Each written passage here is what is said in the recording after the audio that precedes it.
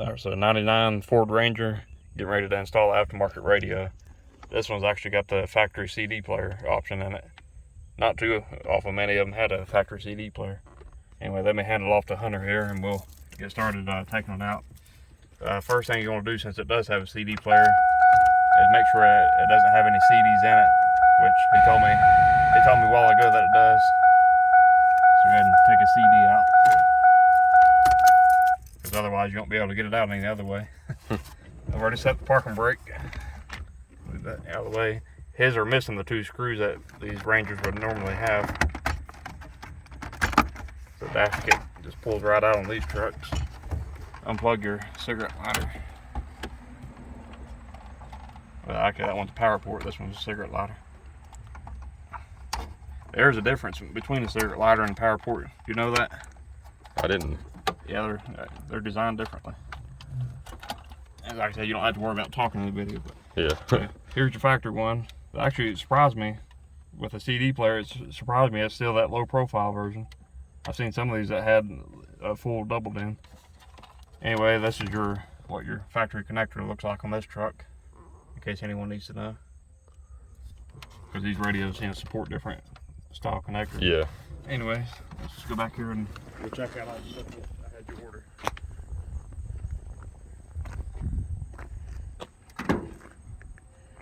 Alright, so that's the dash kit I had them get, the American International FMK 550, and the Metra wiring harness 70-1771. Not 1776, but 1771. Boss radio, just a pretty well basic one. And it's got built-in microphone, so we won't have to run an external microphone for it. Really basic. It don't have no weight to it, but it does have Bluetooth and auxiliary port, and that's really all people care about nowadays. Yeah. These use the old school. Most of these really cheap radios use this. This is called an ISO style connector. This is what fits these really cheap ones, but as you see, it don't even have all the pins occupied, just the bare minimum. So this is the dash kit we're using. I have to trim these top 2 tabs off of it for this Ford Ranger. It'll clip in place using the little clips on the sides. And we'll be installing the metal cage off the radio into that to make it where you can slide a radio into it. Here's the wiring harness. We'll go through and do the wiring harness here in a minute. Let me go ahead and pop this factory radio out of here. Since I got the whole radio out, it's just easier just to push those metal tabs on the sides. You don't have to have that special removable tool like a lot of people think you have to have for these Fords. Fords are always build them Ford tough. These things are usually a pain to get out using that removable tool thing they have. So the radio just slides right out. Yours has never been touched, because most of the time when they do aftermarket radios, people do a double din in them, and they always have to cut these top and bottom lips off to do a double din. So yours has actually never been messed with. And let's see how close we are to fitting. It looks like it's going to fit perfect. I just got to cut these 2 tabs off at the top. So, and they're actually scored.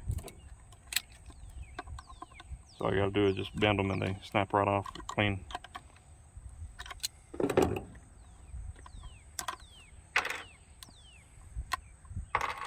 ahead and pop this piece off. Might be easier said than done. At least they pop on there good though. There we go. Set this out of the way. Get the metal cage off the radio by bending those tabs outwards.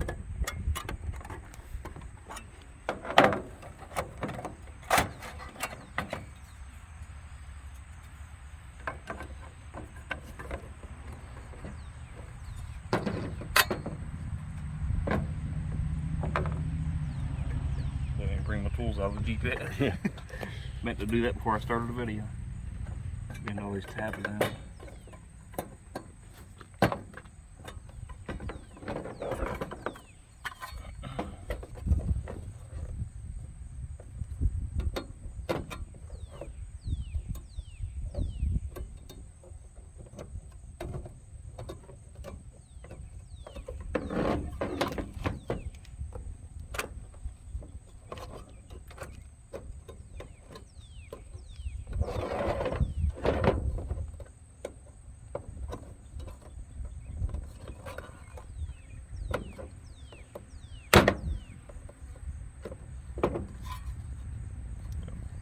parts in there good. Go ahead and give her a test fit. If it fits good, I'll go ahead and pop it in all the way.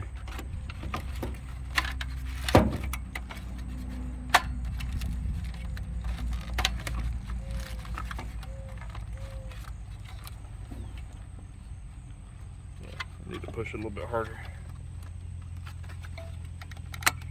All right.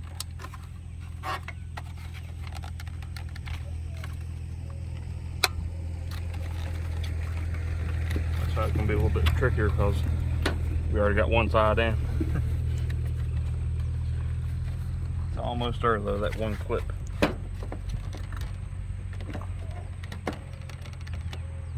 Gosh.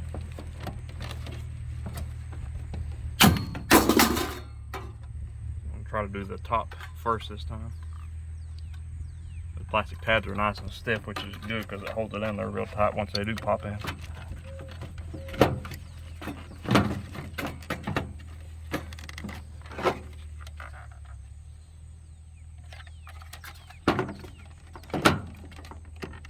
There it went.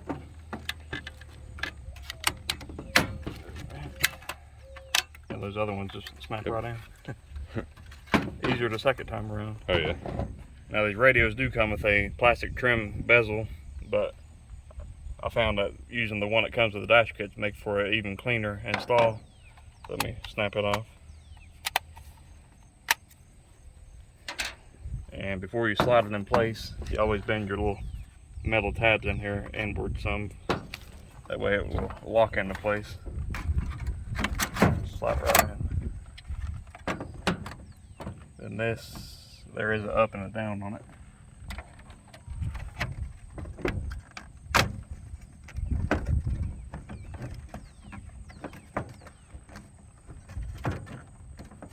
Yep. So that's what the radio would look like. The reason I like that dash kit is it sticks out about that much further. I've done some of them where the whole entire radio is like recessed back in there like a ½ inch and just don't look nearly as clean. So that part's good to go. Now for the wiring. The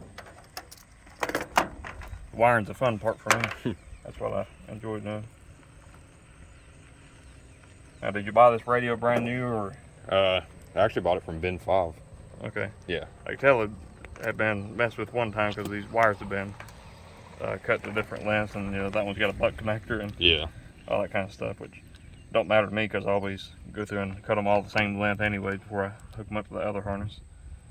So just trim them all to the same length.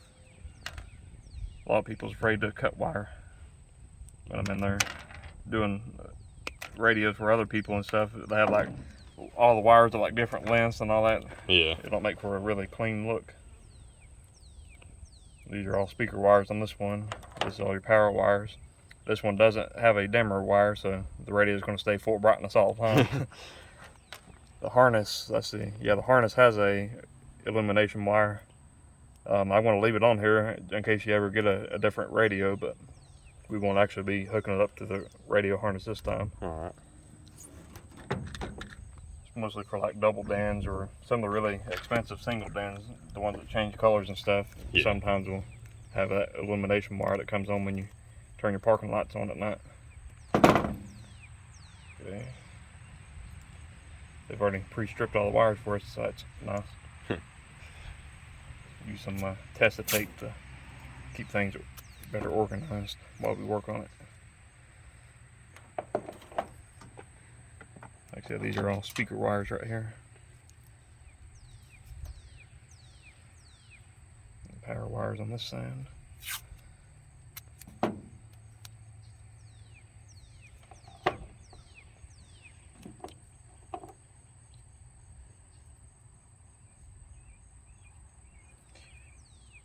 Alright, now let's go inside the truck.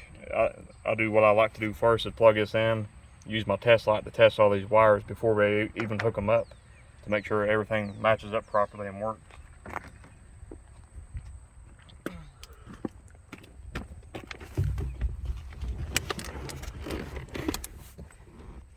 Alright, so black wires are ground, that's self-explanatory.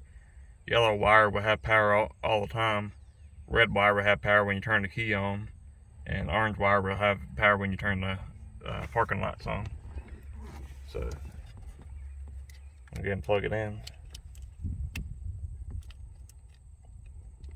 It's a nice tight fit at least. Sometimes you gotta wiggle it even to get all those pins in there to line up properly. That one pin right there, I guess it's the illumination wire. It's kind of bent a little bit. So now they're all straight. It should line up now. So if it don't want to go, you don't want to force it. Yeah.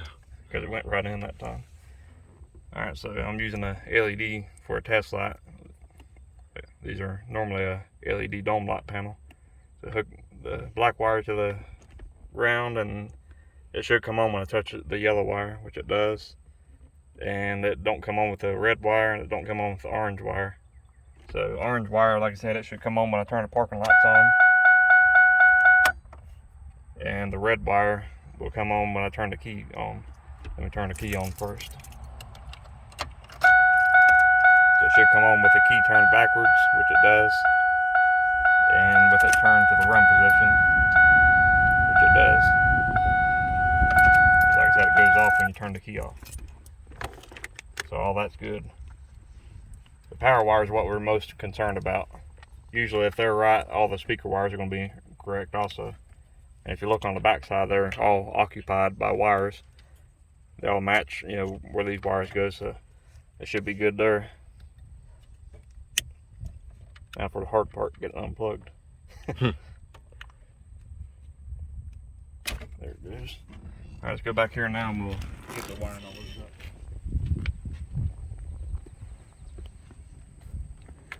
Like I said, I kind of got lucky because they've already stripped all the wires for me, so that saves just a little bit of hassle. I guess the person before was about to install it and they're like, never mind. Well, this is actually that harness I had you order. Oh. A lot of these companies will go ahead and pre-strip the wires. Yeah. A lot of people that install radios, they don't have all the proper tools. And speaking of proper tools, this is something that's really critical, is butt connectors. And this is a really good set of wire crimpers. What makes them a good set is the fact that it's got that little nipple looking thing that actually crimps the wires really good. You don't want the kind that just smash the wire. You want the ones that actually crimp good into the connector. That's where a lot of people make mistakes. This is another example of a really good pair of wire crimpers.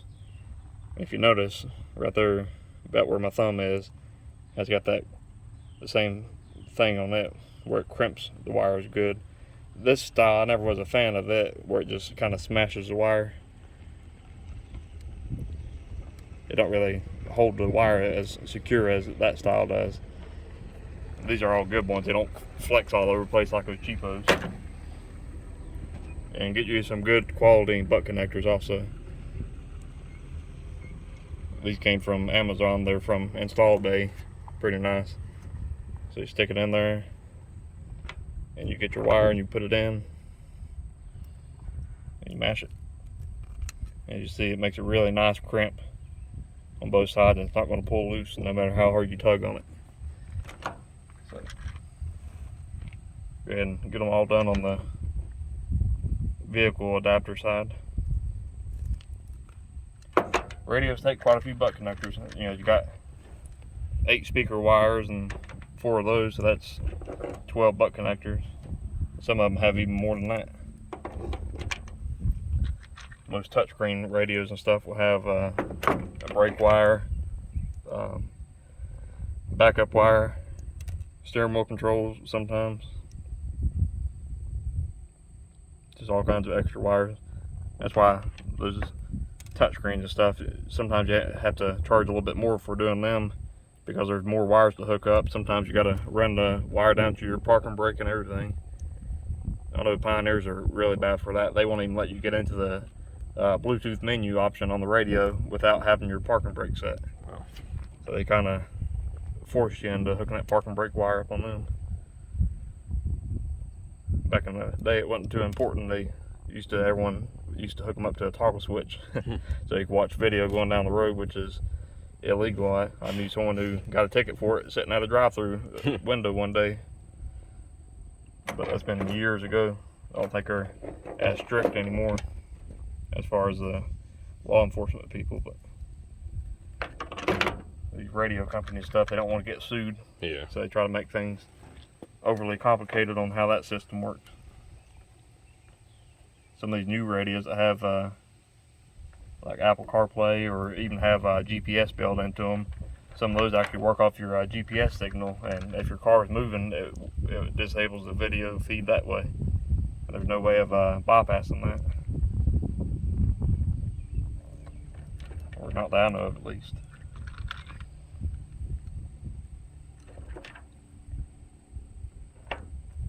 Stupid fly on my leg. Won't leave me alone.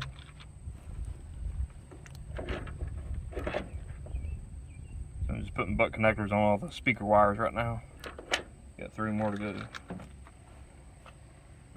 Get off me, fly.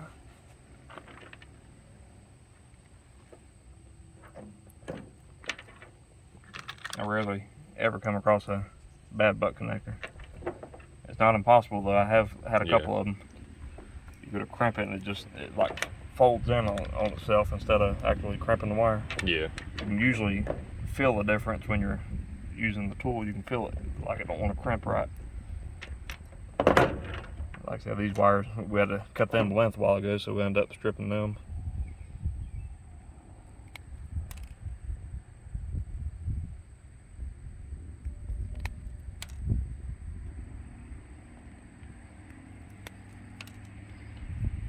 And you don't have a power antenna, but we'll put a butt connector on it anyways, just to keep it from touching anything. A lot of people make a mistake. They'll see that blue wire and they think it's the amp turn-on wire. You know, if we're turning like a sub amp or something like that on, they'll hook it up to it. And that wire only comes on when you're using the actual AM/FM radio. It's made specifically for a power antenna. Yeah, antennas go down when you switch to a different audio source. They'd be like, my subs only play when I'm listening to the radio. It don't listen, or it don't play when I have them on Bluetooth or something. It's another way you can tell this one's a cheap radio. It don't even have an actual RCA or the amp turn-on wire. It's like as basic as it comes for a radio. But yeah. How much? Well, you said you bought it used from a Ben 5. Yeah, Ben 5. You get it on the $5 a day, or is it the on $5 a day? Yeah. Can't argue for $5 as long as it works. Yeah, exactly. At least I have Bluetooth. I think those radios on Amazon are like $40. Yeah, that sounds about right. Yeah. I usually try to get people to stay far away from those like cheapo, $40 and $50 specials, because I've seen I don't know how many of them just dead, just straight out of the package. But it's usually the cheap touchscreen ones that have that issue. I think I had one of those in my Dodge that you worked on. I don't know if you remember. Yeah, I remember having to fix a wire on it for you. Yeah. Or something one time. In fact, I think we ended up doing an ISO style connector on it, maybe. Something like that. It's been, I guess, probably been going on 2 years ago, I bet. Yeah, I think it was last summer, around probably June. That could have been. Yeah. I can't keep all my days straight. Yeah. We'll do all the power wires first. Like I said, these 3 are completely necessary. That's your main power, your ground, and your key on. This wire is optional. You don't need it. That's for a power antenna. To my knowledge, I don't think a Ranger ever came with a power antenna. Not that I've ever seen. We'll put a butt connector on it, just like I said, just to keep it from shorting out on anything. And at this point, it's just a matter of matching wire colors up, because this radio don't have anything special.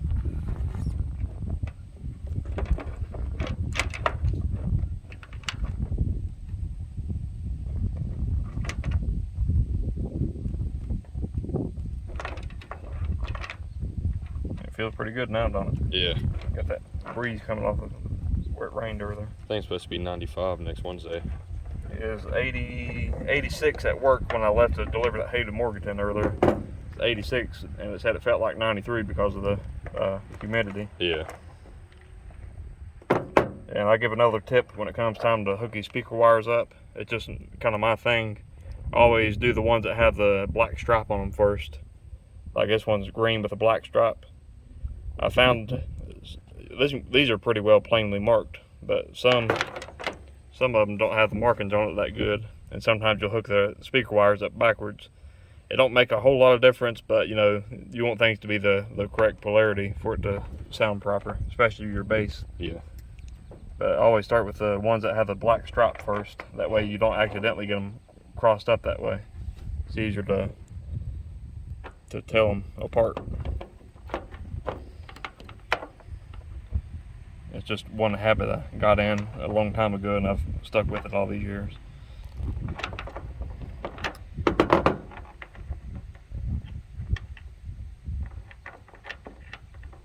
One thing a lot of people do, instead of using butt connectors, they'll get those heat shrink things that have the solder built into them, where you heat them up like a lighter, and they supposed to solder the wires together and all that. Yeah. I never really encountered an issue with that, but I won't trust those things in a way, because they look to me like they had too much risk of failure there, because you're having to twist the wires together first, and then you got to get everything lined up perfectly, and if you don't get it lined up perfectly, the solder's not going to end up on it where it needs to be. I see a lot of people doing those now, though. I'm just not a fan of it. They don't look nice either, because you heat them up and they all like deform. They want to like curl this way or that way, and they just don't look uniform. These butt connectors always look identical, every one of them that you connect. A lot of people used to give me a hard time online about having all of them in a straight line like I'm doing, because they said it makes things real bulky. But I don't care, as long as it makes things neat. I ain't going to take all that time to stagger each one.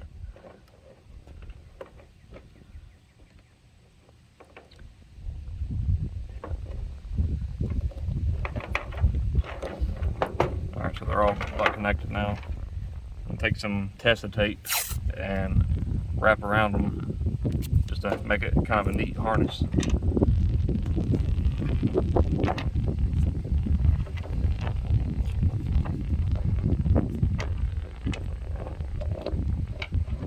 Plug it in the back of the radio. That way I can get them all lined up how they're going to be once they're actually installed.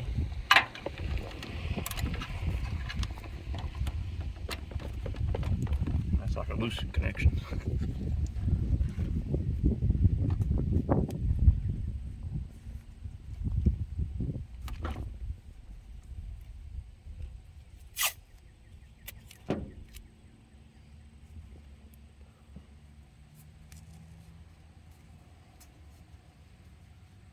Like I said, we're not going to use that orange wire, and we're not going to use the power antenna wire, but we are going to leave them in the bundle.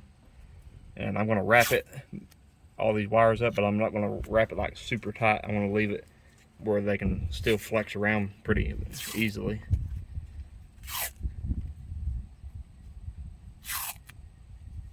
Especially right here where all the butt connectors actually come together.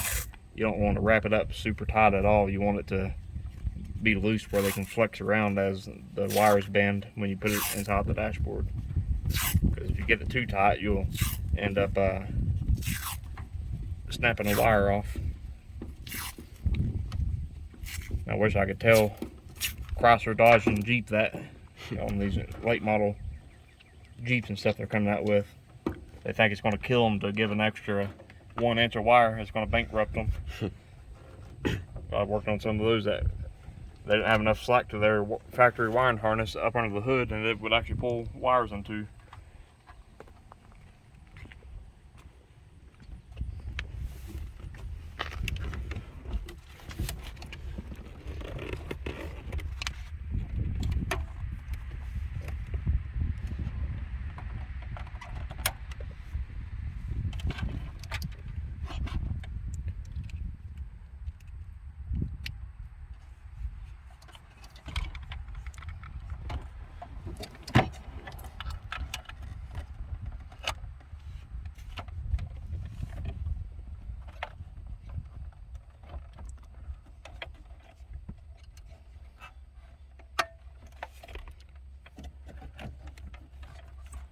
Ford Ranger's like the easiest vehicle there is to do radios in.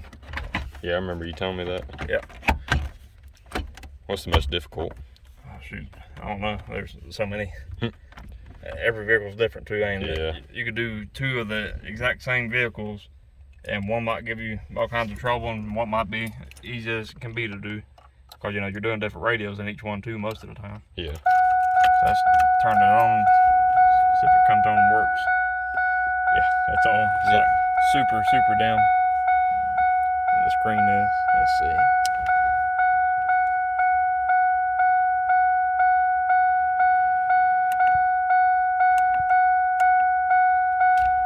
Shut this door so it quit dinging at me. There we go. Let's see. I can connect my Bluetooth. Yeah, you don't even have an antenna. I was like, why ain't it Yeah. picking up anything? If you want to get your Bluetooth hooked up, I'll Yeah. put it over on the Bluetooth there. Whoops, went past it. I'll get it for you. Alright. Bluetooth audio. So now that we've got it installed, of course it turned on like it's supposed to. Once he gets the music playing, we're going to go through and check all 4 speakers and make sure they're all playing properly. So let me go through the EQ settings on it now.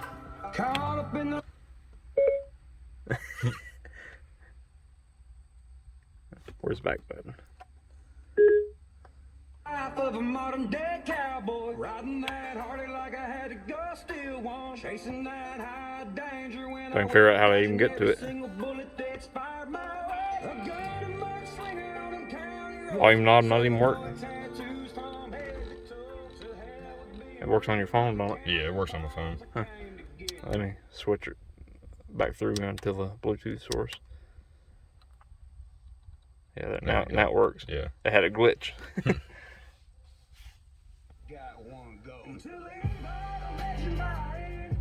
Press and hold.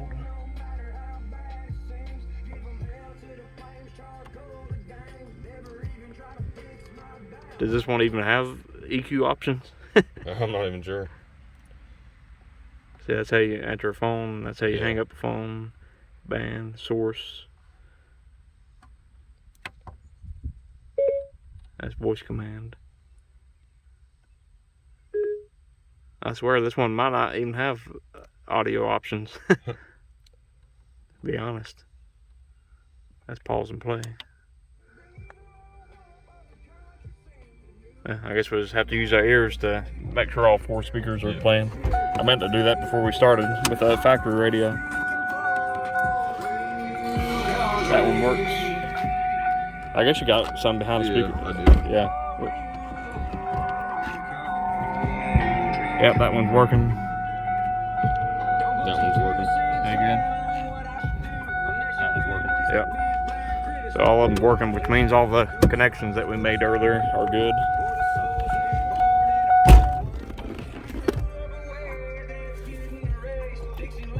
Fire it up.